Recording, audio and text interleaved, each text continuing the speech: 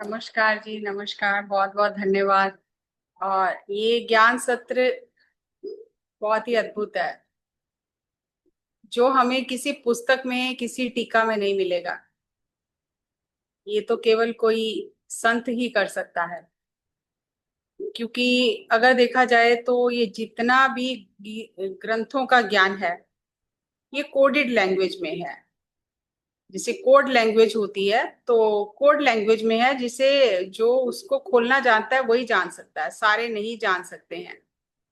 तो इसलिए ये जो लैंग्वेज है ग्रंथों की, कहने को तो हिंदी, पंजाबी, संस्कृत है, लेकिन जो अंतरार्थ है, जो आत्मा के स्तर का अर्थ है, वो संत ही बता सकते हैं, या जिसके भीतर से साधना करके वो अर्थ समझ में आता है, तो वो अर्थ बिल्कुल अलग हो जाता है। तो हम श्रीमद् भगवत गीता के श्लोक, जिनका पत्री जी ने तेलुगु में व्याख्यान दिया है, उसका हम हिंदी अनुवाद सुन रहे हैं और समझ रहे हैं। और उसमें क्या आध्यात्मिक सूत्र छिपे हैं, जिनको पत्री जी ने हमें खोल कर बताया है, तो हम उन सूत्रों पर भी विचार कर रहे हैं, उन्हें समझ रहे हैं। अगर गहराई से देखा जाए तो सभी ग्रंथों में एक ही सत्य को अलग अलग तरीके से बताया गया है। आज के इस श्लोक में पत्री जी एक योगी की, एक ध्यानी की, ध्यान की महिमा बता रहे हैं कि ध्यान की महिमा क्या है। तो शुरुआत करते हैं श्लोक से। अधिको योगी ज्ञानिभ्योऽपि मतोऽधिकः कर्म्यभ्यश्चाधिको योगी तस्मात् योगी भव अर्जुन।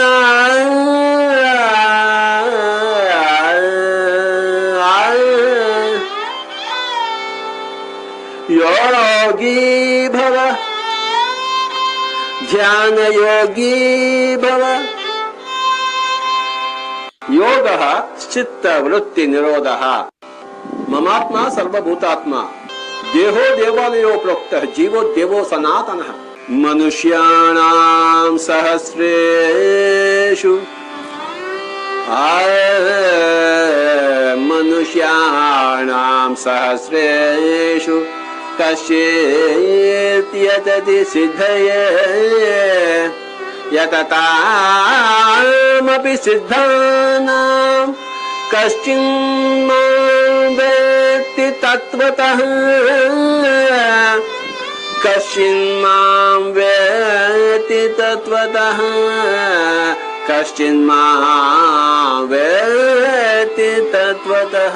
मनुष्याणां सहस्रेषु मनुष्याणां सहस्रेषु कश्चिद् यतति सिद्धये यततामपि सिद्धानां कश्चिन् मां वेत्ति तत्त्वतः। अहमात्मा गुणाकेश सर्वभूताशय स्थितः अहमादिश्च मध्यम च भूतानां अन्त एव च। अहम आत्मा गुणाकेश सर्वभूताशय स्थितः अहम आदिश्च मध्यम च भूतानां अन्त एव च। अहम आत्मा गुणाकेश अहमादिश्च मध्यम च भूतानां अन्त एव च। भूतानां अन्त एव च।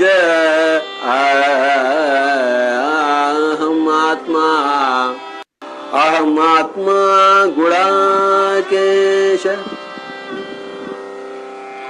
अहमादिश्च मध्यम च भूतानां अन्त एव च। भूतानां अन्त एव च। अहमात्मा। योगी भवार्जुन योगी भवार्जुन योगी भव अर्जुन। आज 3 श्लोक आए हैं इसमें जो पत्री जी ने बताए हैं, तो उसी का अब अनुवाद सुनते हैं। जो पत्री जी के ही तेलुगु प्रकरण का तेलुगु व्याख्यान का हिंदी अनुवाद है। और जितना भी अनुवाद करो, एक बात तो तय है कि आप वर्ड टू वर्ड भी करने की कोशिश करो तो नहीं होता, क्योंकि जो जिस भाषा का शब्द होता है वो उसी में ही वो शोभा देता है। तो कुछ तो बदल जाता है जब हम अनुवाद करते हैं, लेकिन फिर भी कितने परसेंट भी पकड़ में आया तो वो भी समझ में आ जाए तो बहुत बड़ी बात है। तो यहाँ पर श्री कृष्ण अर्जुन को ये कह रहे हैं, मतलब एक योगी जो है वो तपस्वी से भी अधिक है। ज्ञानी भ्यो मी पतो अधिका, ज्ञानी से भी एक योगी अधिक है। कर्मभ्यासिको योगी, जो कर्म योगी है उससे भी योगी अधिक है। तस्मात योगी भव अर्जुना, हे अर्जुन इसलिए तुम योगी बनो। हे अर्जुन तुम नर नर तत्व में हो, तुम विषाद में हो, तुम योगी बनो। ध्यान अभ्यास करो, सांख्य योग करो। तुम नर तत्व में हो, तुम नारायण बनो, योगी बनो। युद्ध के समय श्री कृष्ण अर्जुन को सत्य ज्ञान दे रहे हैं और कह रहे हैं कि तुम योगी बनो। जो शरीर को तपाते हैं वो तपस्वी हैं, क्योंकि श्री कृष्ण भगवान ने कहा कि तपस्वी से योगी अधिक है। तो अब एक एक शब्द को पत्री जी बता रहे हैं कि जो शरीर को तपाते हैं वे तपस्वी हैं।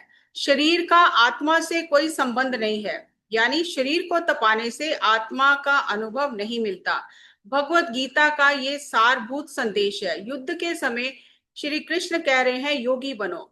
योगी तपस्या करने वाले से महान है। शरीर को तपाने से कुछ नहीं होगा, आत्मा का अनुभव नहीं कर सकते। शरीर को क्षीण करके आत्मा का कुछ भी अनुभव नहीं रख सकते। जटाएं रखने से, शरीर को तपाने से, पांडित्य से भी आत्मा को नहीं पा सकते। अगर कोई अच्छे कर्म कर रहा है तो वह भी काफी नहीं है। योगी ध्यान योगी बनकर ही आत्मा का अनुभव कर सकते हैं। योगी सबसे महान है। पीएसएसएम का मुख्य सिद्धांत ध्यान योग सिखाने का है। पीएसएसएम मूवमेंट सबको ध्यान योग सिखा रही है। ध्यान विधि एक ही है, मन को शून्य करना।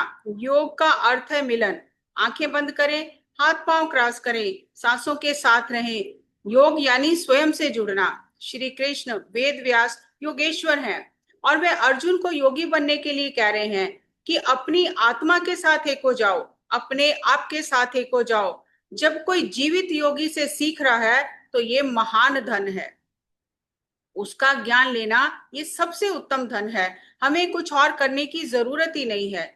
जन्मों जन्मों से हम इस ज्ञान को पाने के लिए जन्म लेते रहते हैं। श्री कृष्ण अर्जुन को कह रहे हैं तुम राजा हो, प्रजा का पालन कर रहे हो, पर क्या अपनी आत्मा पर राज कर रहे हो? क्या खुद का पालन कर रहे हो? क्या तुमने आत्मराज को पाया है? हे अर्जुन तुम योगी बनो। नर को नारायण बनना ही है और अपने आत्मराज्य में प्रवेश करना है। शरीर से एकत्व करना है, आत्मा से एकत्व करने के लिए योग है। तपस्वी का शरीर से एकत्व है, लेकिन आत्मा से एकत्व करने के लिए योग है। जो बुरे कर्म कर रहे हैं वह भी ध्यान योगी, वह भी ध्यान करने से ध्यान योगी बन जाएंगे। हिटलर, वीरप्पन सभी जो ध्यान करेंगे तो बुरे कर्म छोड़ देंगे। वह शरीर के स्तर पर जी रहे हैं, उन्होंने अभी आत्मा को नहीं जाना है। जब आप आत्मा के स्तर से बात करते हो तो वहां कोई उम्र नहीं है, वहां कोई लिंग नहीं है। ये शरीर के स्तर पर सब है, आत्मा के स्तर पर नहीं है। अगर कोई हमसे पूछे कि आप कौन हो, तो हम तुरंत कह देते हैं मैं स्त्री हूं, मैं पुरुष हूं।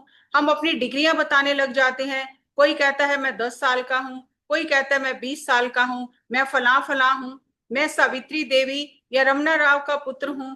मैं सावित्री देवी रमना राव का पुत्र नहीं हूं, मैं आत्मा हूं। लेकिन हमें पहले सर्वप्रथम अपनी आत्मा को जानना है।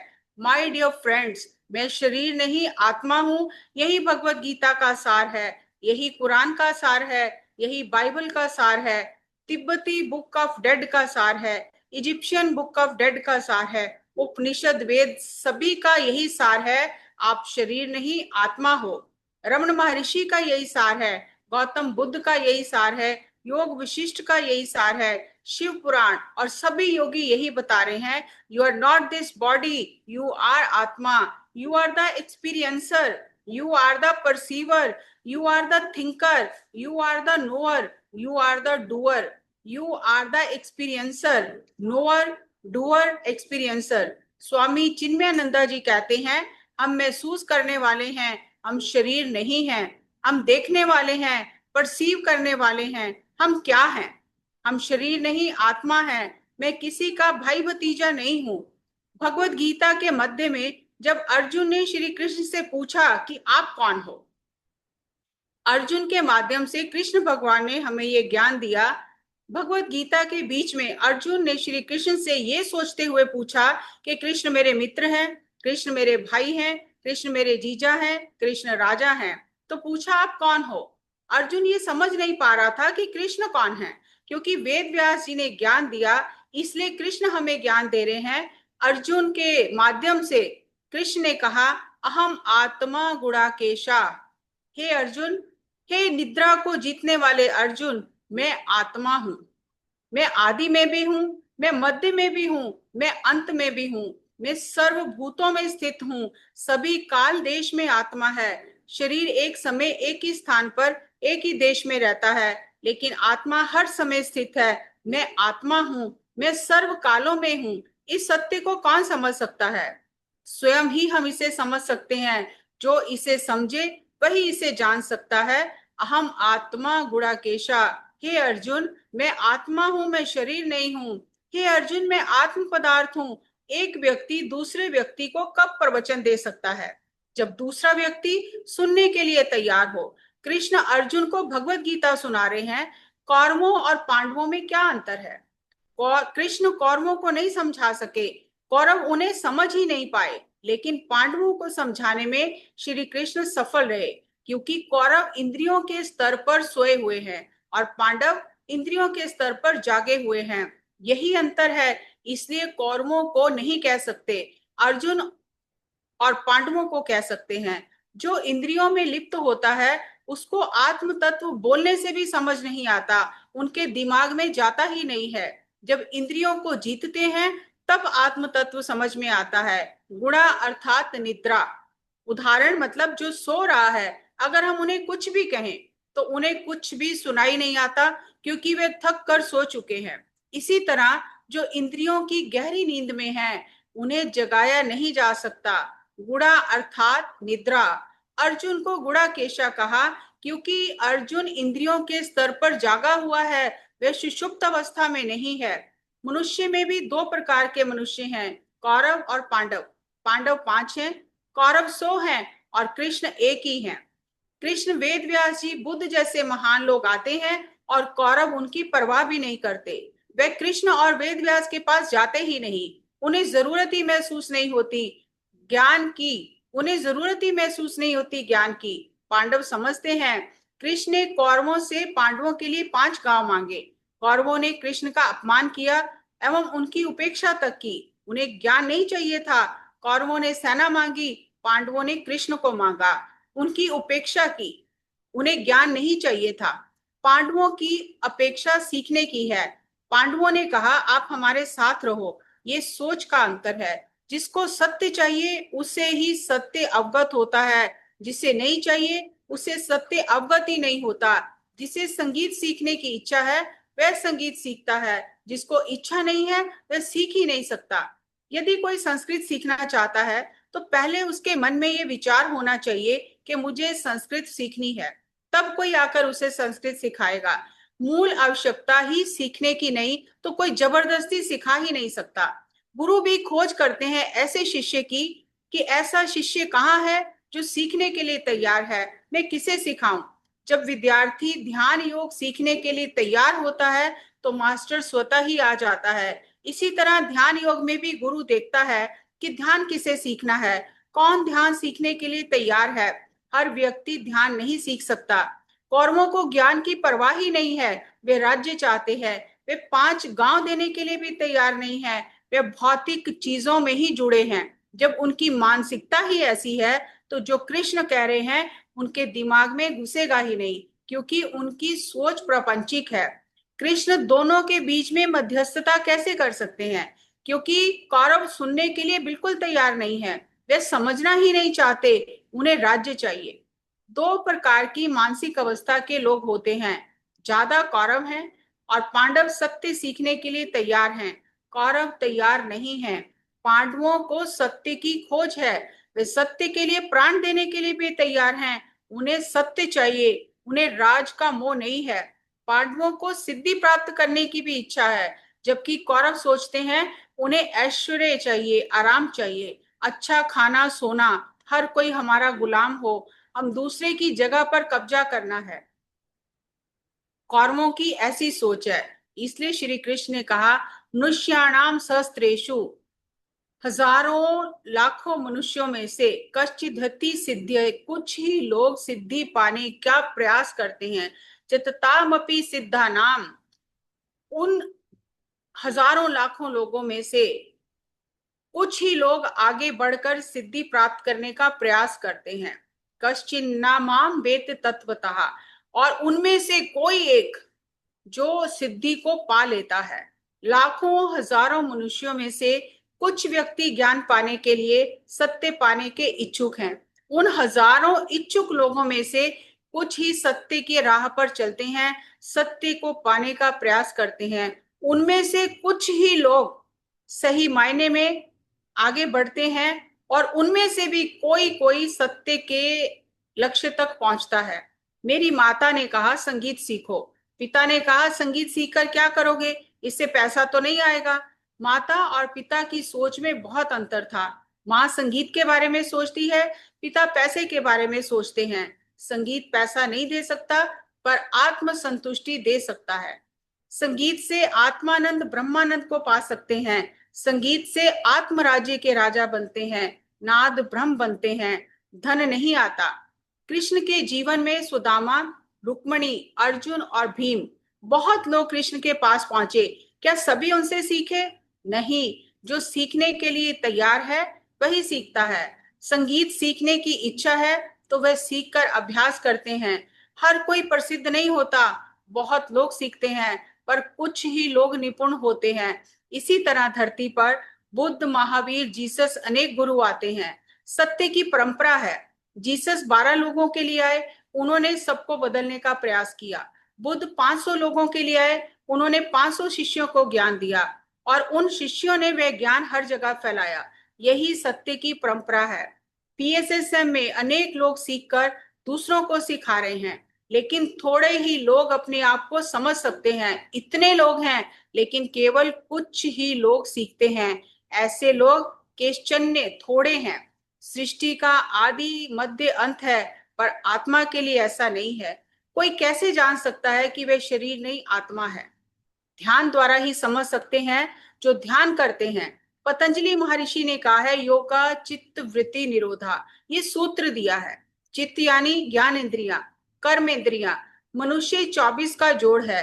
ध्यान चित्त वृत्ति का निरोध करता है। संगीत लगाओ, हाथ पांव क्रॉस करो, योगी बनो, यही संदेश है। योगी बनो, योगीश्वर बनो। जब हम ध्यान अभ्यास करते हैं तो योगी बनते हैं। ध्यान के प्रचार से, प्रबोध से हम योगेश्वर बनते हैं। योगी बनकर हमें योगेश्वर बनना है। जब ध्यान का प्रचार प्रसार करते हैं तब हम योगेश्वर बनते हैं। हम प्रपंचिक पदार्थ नहीं हैं, हम आध्यात्मिक पदार्थ हैं। हम अनंत विस्तृत हैं। मम आत्मा सर्वभूत आत्मा, ये जीव सनातन है, देह में देवालय है, जीवो देहो सनातना। हम देह नहीं हैं, हम देहधारी हैं। जैसे हम कपड़े पहनते हैं, हमने इस देह को धारण किया है। हम आंख से देखते हैं, पर हम आंख नहीं हैं। हम आंख के अंदर देखने वाली शक्ति हैं, हम देखने वाली चीज भी नहीं है। वह आत्म शक्ति है जो देखती है। इसलिए कृष्ण ने कहा, अर्जुन ध्यान योगी बनो, नारायण बनो। तुम विषाद में हो, सांख्य योग सीखो, ध्यान सीखो। ध्यान अभ्यास से योगी बनो। देह और देही दो चीज है। अंदर देही है, बाहर देह है। देह को देख सकते हैं, पर देही को ध्यान से ही देख सकते हैं। ध्यान बहुत महत्वपूर्ण है। हमें समय व्यर्थ नहीं करना, ध्यान योगी बनना है। कृष्ण अर्जुन को ध्यान योगी बनने के लिए कह रहे हैं। हर नर को नारायण बनना है। जो व्यक्ति विषाद में रहता है उसे सांख्य योगी बनना है, उसे ध्यान सीखना है, आत्मज्ञान सीखना है। ध्यान कभी भी, किसी भी समय किसी भी स्थान पर किया जा सकता है। इसलिए ध्यान करके सभी को ध्यान योगी बनना है, योगेश्वर बनना है। इसलिए कृष्ण बार बार अर्जुन को कह रहे हैं, तस्मात योगी भव अर्जुना। हे अर्जुन, तुम योगी बनो, तुम नर हो, तुम नारायण बनो। ये था पत्री जी द्वारा दिया गया इन श्लोकों का व्याख्यान। बहुत गहरे सूत्र हैं और जिसमें पत्री जी ने बार बार ये बात को दोहराया है कि सांसों के साथ ध्यान करना है और कोई मार्ग नहीं है, सांसों के साथ ध्यान करना है। और एक बहुत ही अद्भुत सूत्र जो पत्री जी ने बताया कि ध्यान करके योगी बनते हैं और ध्यान प्रचार करने से योगेश्वर बनते हैं। अब हमें देखना है कि हमें योगी बनके वहीं तक रुकना है कि आगे बढ़ के ध्यान प्रचार करना है। और ध्यान प्रचार करने के लिए कोई डिग्री नहीं चाहिए कि कोई डिग्री होगी तब हम ध्यान प्रचार करेंगे, जितना सीखा उतना सिखा सकते हैं। और बहुत लाखों में से लाखों मनुष्य चलते हैं, लाखों में से कुछ ही आगे बढ़ते हैं इस मार्ग पर। और उनमें से जो कुछ बढ़ते हैं आगे, उनमें से कोई कोई सिद्धि पाने के लिए मेहनत करता है और उनमें से कोई एक आगे निकलकर सिद्धि प्राप्त कर लेता है। तो ये यात्रा है, हम सब यात्री हैं। कौन किस पड़ाव पर रुकेगा, इस जीवन में कौन कितनी यात्रा करेगा, ये तो आत्मा ही जानती है कि उसने क्या सीखने के लिए ये जीवन की योजना बनाई है। और आपको कुछ जो भी पॉइंट समझ में आए हैं इसमें आप शेयर कर सकते हैं। Thank you, thank you, thank you.